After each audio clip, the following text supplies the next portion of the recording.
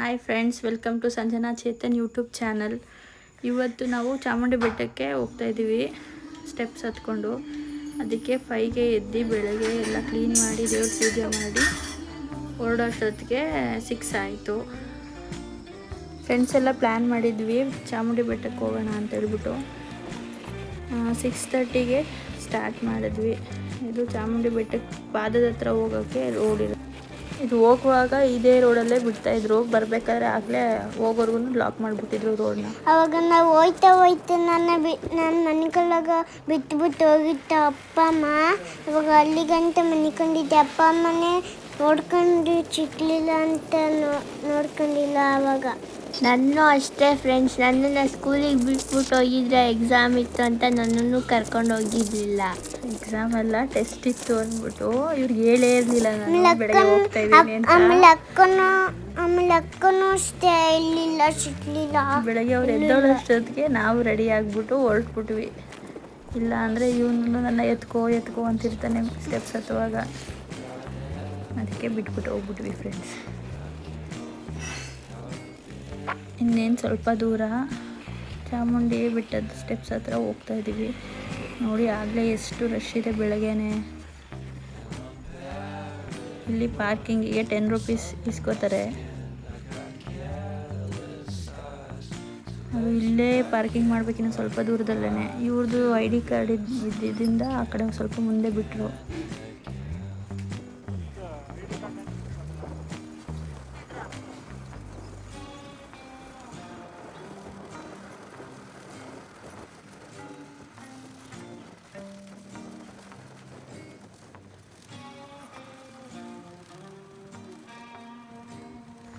ನೋಡಿ ಇಲ್ಲೇ ಸ್ಟಾಪ್ ಮಾಡಿ ಅಂತ ಹೇಳ್ತಿದ್ರು ಅವರು. ಅಷ್ಟರಲ್ಲಿ ನಮ್ಮದು ID ಕಾರ್ಡ್ ಇತ್ತಲ್ವ ಅವ್ರದ್ದು ತೋರಿಸ್ಬಿಟ್ಟು ಮುಂದೆ ಬಿಟ್ಟರು. ಆಮೇಲೆ ಅವಾಗ ನನ್ನ ಫ್ರೆಂಡ್ಸ್ ಎಲ್ಲ ಹೋಗಿದ್ದು. ಇಲ್ಲಿ ನಾನು ಇದ್ದೆ, ಅಮ್ಮನೇ ಆಫೀಸ್ಗೆ ಹೋಗಿದ್ದು. ಎಷ್ಟು ಜನ ಇದ್ದಾರೆ ಬೆಳಗ್ಗೆನೆ ಗೊತ್ತಾ. ಅಷ್ಟೊಂದು ಜನ ಇದ್ರು ಫ್ರೆಂಡ್ಸ್. ಆದರೆ ನಮಗೆ ಹೇಳಿರಲಿಲ್ಲ ಅವರು ದೇವಸ್ಥಾನಕ್ಕೆ ಹೋಗ್ತೀವಿ ಅಂತ. ಹಂಗೆ ಮೆಲ್ಲಗೆ ಬೆಳಗ್ಗೆ ಎದ್ದುಬಿಟ್ಟು ಇವರಿಬ್ರು ಇಲ್ಲೇ ಬಿಟ್ಬಿಟ್ಟು ಹೊರಡ್ಬಿಟ್ವಿ. ಸೌಂಡೇ ಇಲ್ಲ ಫ್ರೆಂಡ್ಸ್, ಇವ್ರು ಹೋಗಿದ್ರು. ಅಷ್ಟೊಂದು ನಿದ್ದೆ ನನಗೂ ಅಷ್ಟೇ ಸೌಂಡೇ ಇಲ್ಲ. ಹೌದು ಫ್ರೆಂಡ್ಸ್, ಇವನಿಗಂತ ಏನೂ ಗೊತ್ತಾಗಲ್ಲ ಪಾಪ. ಇವನೊಬ್ಬನೇ ರೂಮಲ್ಲಿ ಹೋಗಿದ್ದೆ ಇವನ ಜೊತೆ. ಆಷಾಢ ಮಾಸ ಬಂತು ಅಂದರೆ ಮೈಸೂರಲ್ಲಿ ಹಬ್ಬ ಥರ ಫೀಲ್ ಆಗ್ತಿರುತ್ತೆ ನಮಗೆ. ಬೆಟ್ಟ ಹತ್ತೋದೇ ಒಂದು ಕ್ರೇಜ್ ಇರುತ್ತೆ, ಹೋಗಿ ದೇವಿ ದರ್ಶನ ಮಾಡೋದೇ ಒಂಥರ ಖುಷಿ ಇರುತ್ತೆ ನಮಗೆ.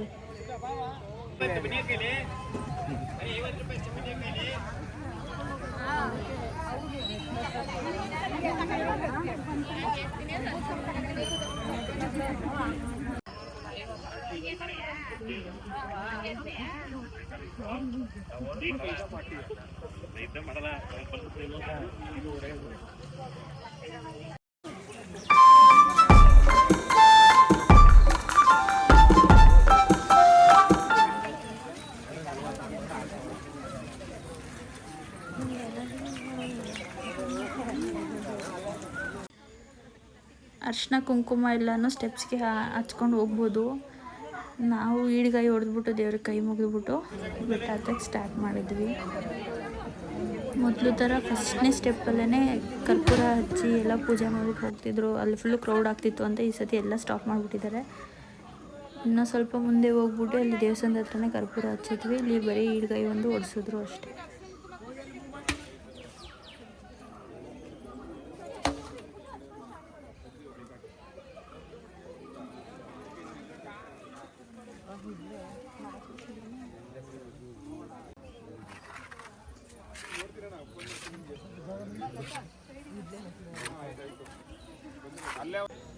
ನಮ್ಮ ಫ್ರೆಂಡ್ಸು ಎಲ್ಲನೂ ಬಂದರು. ಇನ್ನೊಬ್ಬರಿಗೆ ಕಾಯ್ತಾ ಇದ್ವಿ. ಅವರು ಬಂದ ಮೇಲೆ ಸ್ಟೆಪ್ಸ್ ಹತ್ತೋದನ್ನ ಸ್ಟಾರ್ಟ್ ಮಾಡಿದ್ವಿ. ಸ್ಟೆಪ್ಸ್ ಹತ್ತಕ್ಕೆ ಶುರು ಮಾಡೋಷ್ಟೊತ್ತಿಗೆ 6:45 7 ಗಂಟೆ ಏನೋ ಆಗಿತ್ತು ಅನಿಸುತ್ತೆ. 1 ಅವರ್ ಆಯಿತು ಮೇಲ್ಗಡೆ ಹೋಗೋಷ್ಟರಲ್ಲಿ. ತುಂಬ ರಶ್ ಇತ್ತು.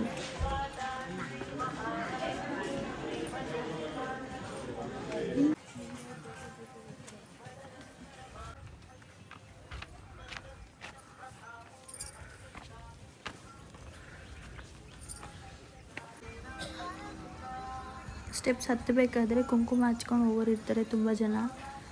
ಆ ಕಡೆಯಿಂದ ಇಳೀತಾ ಇರ್ತಾರೆ, ಅದರಿಂದ ಸ್ವಲ್ಪ ಲೇಟ್ ಆಗುತ್ತೆ ಹತ್ತುವಾಗ. ಇಳಿಬೇಕಾದ್ರೆ ಅಷ್ಟೊಂದು ಲೇಟ್ ಆಗೋಲ್ಲ, ಇಳಿಬೇಕಾದ್ರೆ ಈಸಿನೂ ಅನಿಸುತ್ತೆ, ಹತ್ತುವಾಗಲೇ ಸ್ವಲ್ಪ ಕಷ್ಟ ಆಗುತ್ತೆ. ನಾನು 400 ಸ್ಟೆಪ್ಸ್ ಆದಮೇಲೆ ಸ್ವಲ್ಪ ಸುಸ್ತು ಅನಿಸ್ತಿತ್ತು. ಅವಾಗ ಅಲ್ಲೇ ಸ್ವಲ್ಪ ಕೂತ್ಕೊಳ್ಳೋದು, ಆಮೇಲೆ ಹತ್ತೋದು, ಹಿಂಗೋ ಮಾಡಿ ಕಂಪ್ಲೀಟ್ ಮಾಡಿದೆ. ಅಲ್ಲಿ ಬಂದವ್ರು ಮಂಡಿಗಾಲಲ್ಲೂ ಹತ್ತುತ್ತಿರ್ತಾರೆ ಫ್ರೆಂಡ್ಸ್. ಅದು ನೋಡಿದ್ರೇ ಎಷ್ಟಿದೆ ಅನ್ಸುತ್ತೆ ಗೊತ್ತಾ.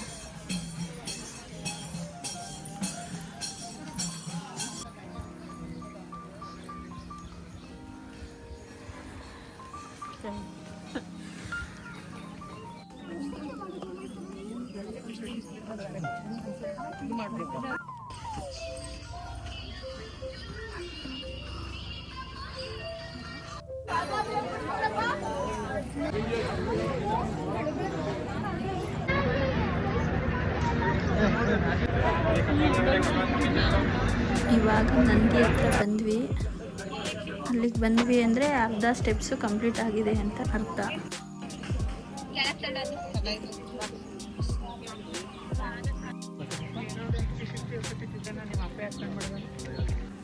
ನೋಡಿ ನಮ್ಮ ಮೈಸೂರು ಎಷ್ಟು ಚೆನ್ನಾಗಿ ಕಾಣಿಸ್ತಾ ಇದೆ ಬೆಟ್ಟದ ಮೇಲಿಂದ.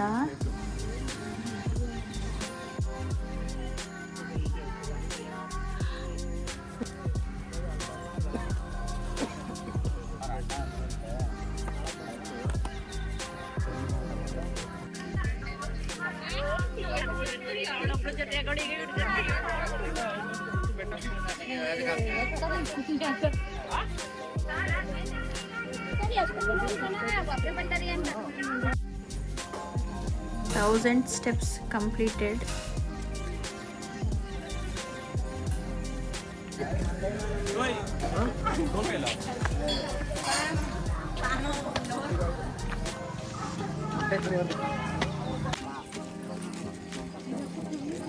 ಸರಿ ಬಿಡು.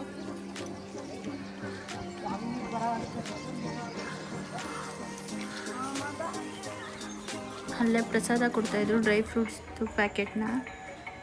ಇನ್ನೇನು ಬಂದ್ವಿ, ಆ ಕ್ರೌಡ್ ನೋಡಿಬಿಟ್ಟು ಇವತ್ತು ನಿಂತ್ಕೊಂಡೆ ದರ್ಶನ ತುಂಬ ಲೇಟ್ ಆಗುತ್ತೆ, ಆಮೇಲೆ ಇವ್ರು ಬೇರೆ ಆಫೀಸ್ಗೆ ಹೋಗ್ಬೇಕಿತ್ತು, ನಾನು ಆಫೀಸ್ಗೆ ಹೋಗ್ಬೇಕಿತ್ತಲ್ಲ ಅಂದ್ಬಿಟ್ಟು ರಿಟರ್ನ್ ಬಂದುಬಿಟ್ವಿ ಸ್ಟೆಪ್ಸ್ ಇಳ್ಕೊಂಡು. ನಾವು ಹೋದಾಗ ಆನಂದ ಗುರೂಜಿಯವರು ಬಂದು ದರ್ಶನ ಮಾಡ್ಕೊಂಡು ಹೊರಡ್ತಿದ್ರು. ಇದನ್ನು ನೋಡಿಕೊಂಡು ನಾವು ಹೊರಟ್ಬಿಟ್ಟು ಬಂದ್ವಿ.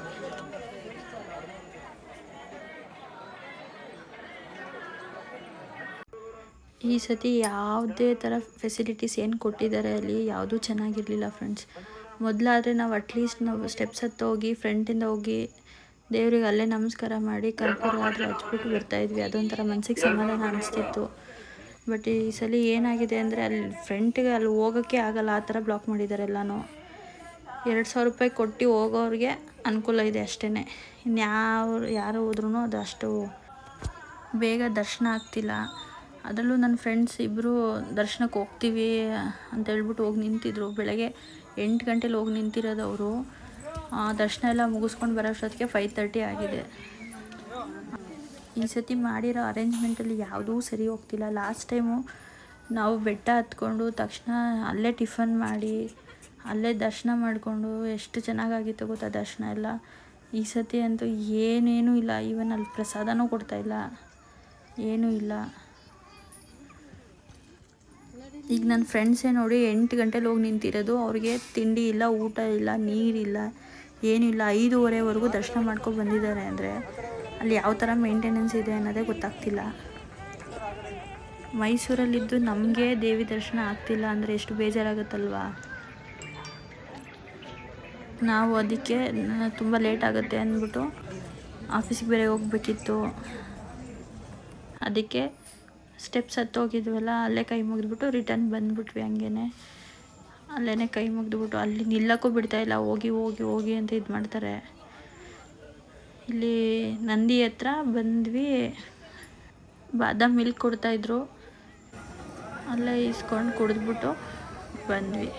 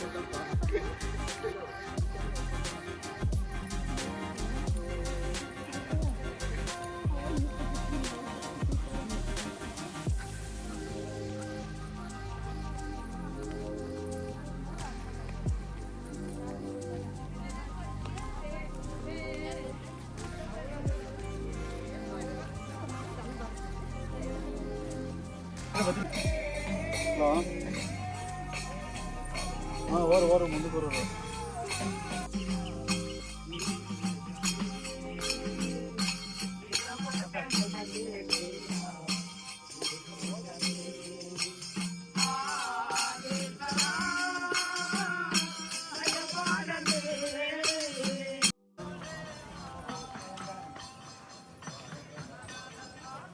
ಎಲ್ಲಿಗೆ ಹೋಗ್ಬೇಕು ಅಂತಂದ್ರೆ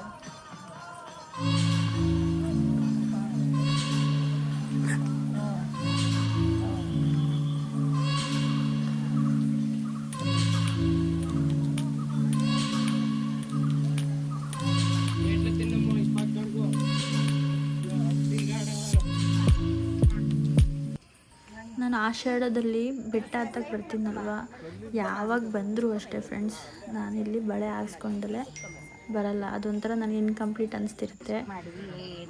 ಸೊ ಬೆಟ್ಟ ಹತ್ತಿ ಇಳಿದಾಗ ಇಲ್ಲಿ ಬಂದಾಗ ಅವ್ರು ಹೋದ ವರ್ಷವೂ ಇವರೇ ನನಗೆ ಬಳೆ ಹಾಕಿದ್ದು, ಈ ಸತಿನೂ ಅಷ್ಟೇ ಇವ್ರ ಹತ್ರನೇ ಹಾಕಿಸ್ಕೊಂಡು ಬಂದೆ.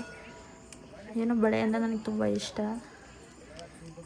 ಸೊ ಬಂದಾಗೆಲ್ಲ ಇಲ್ಲಿ ಬಳೆ ಹಾಕ್ಸ್ಕೊಂಡು ಬರ್ತೀನಿ.